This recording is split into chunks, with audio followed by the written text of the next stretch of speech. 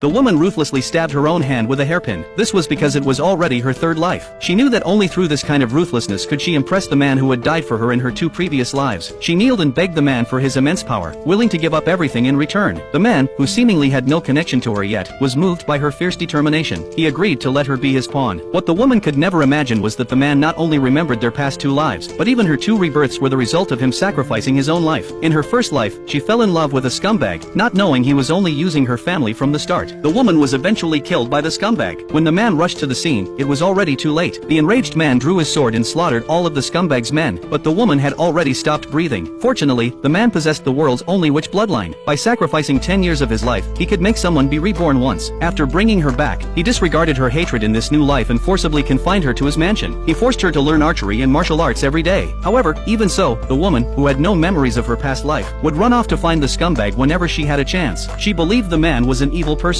Hearing her words, the man's heart softened, and he took off his mask. Unexpectedly, in the next second, the woman stabbed him in the heart. She then ran back to the scumbag. When the woman returned home, she saw that the scumbag had already slaughtered her entire clan. It turned out the scumbag had long conspired with a princess to seize her family's wealth. Just like that, the woman died tragically at the hands of the scumbag in her second life. Now, in her third life, she sought out the man for help. When the man refused, she decisively stabbed her own hand. Seeing this, the man, though heartbroken, pretended not to know her and agreed to give her a chance. However, as soon as the woman left, the scumbag came to confront her. Seeing that the woman showed no joy upon his arrival, the scumbag angrily questioned her loyalty. The woman, however, calmly stated they had no official engagement. The scumbag then threatened to ruin her family's reputation. At that moment, a servant announced that the man had arrived.